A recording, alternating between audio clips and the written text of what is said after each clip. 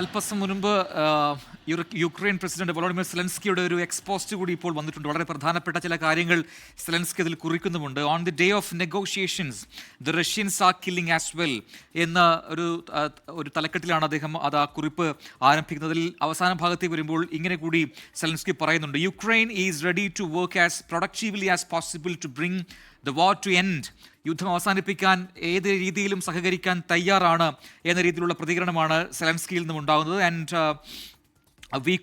V count on A strong position from America എന്നുകൂടി പറയുന്നുണ്ട്. America എന്ത് നിലപാട് ഇതിൽ സ്വീകരിക്കുന്നു എന്നതിൽ വളരെ പ്രതീക്ഷയോടുകൂടി തന്നെ യുക്രൈൻ അതിനെ നോക്കിക്കാണുന്നു എന്നാണ് സെലൻസ്കി ഇപ്പോൾ വ്യക്തമാക്കിയിരിക്കുന്നത്. Everything will depend on this the Russian factor in American strength എന്നുകൂടി വളരെ സ്പെസിഫിക് ആയിട്ട് സെലൻസ്കി സൂചിപ്പിക്കുന്നു. മേക്ക് നോ മിസ്റ്റേക്ക്, സ്ട്രെങ്ത് എന്നതിനാണ് തന്നെയാണ് ഞാൻ ഉദ്ദേശിച്ചത് എന്നുകൂടി ഒന്നുകൂടി ആവർത്തിച്ച് പറഞ്ഞാണ് ആ പോസ്റ്റ് സെലൻസ്കി അവസാനിപ്പിക്കുന്നത്. അതായത് യുക്രൈൻ അടക്കമുള്ള രാജ്യങ്ങൾ, പ്രത്യേകിച്ചും യുക്രൈൻ തന്നെയാണ് ഈ ചർച്ചയിൽ വളരെ പ്രതീക്ഷയോടുകൂടി കാത്തിരിക്കുന്നത്. എനിക്ക് തോന്നുന്നു ഞങ്ങളും സഹകരിക്കാൻ തയ്യാറാണ് എന്ന് സെലൻസ്കി പറയുന്നുണ്ടെങ്കിൽ അത് ഒരു പോസിറ്റീവായിട്ട് കാണാം ഈ മിനിറ്റിൽ, ഈ മണിക്കൂറിൽ, അല്ലേ മധു?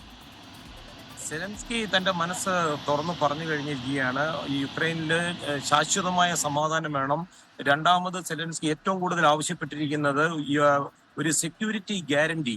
അതിന്റെ പേരിലാണ് അമേരിക്കയുമായിട്ട് ഈ മിനറൽ ഇതിനകത്ത് ഒരു കരാറിൽ $500 മില്യൺ ഒപ്പുവെച്ചത്. കാര്യം ഡൊണാൾഡ് ട്രംപ് കൃത്യമായിട്ട് പറഞ്ഞിരുന്നു, അങ്ങനെ ഒരു ഓപ്പൺ ചെക്കായിട്ട് ആയുധങ്ങൾ നൽകാൻ പറ്റത്തില്ല, എന്തെങ്കിലും ഗ്യാരണ്ടി വേണമെന്നുള്ളത്.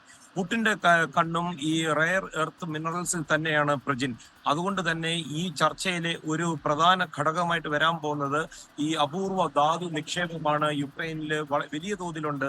എന്നാൽ യുക്രൈനൊട്ട് അത് പുറത്തു കൊണ്ടുവരാനുള്ള ഉപകരണങ്ങളോ മറ്റോ ഒന്നുമില്ല.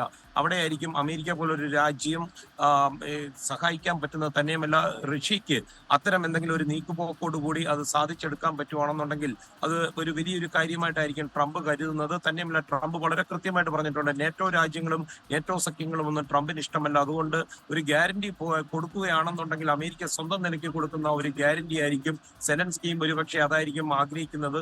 പുടിനും അതായിരിക്കും ആഗ്രഹിക്കുന്നത്. കാര്യം പാശ്ചാത്യ സൈന്യം റഷ്യയുടെ അതിർവരമ്പുകളിൽ നിന്ന് മാക്സിമം അകന്നു പോകാനാണ് പുടിൻ ശ്രമിച്ചുകൊണ്ടിരിക്കുന്നത്. പ്രജിൻ.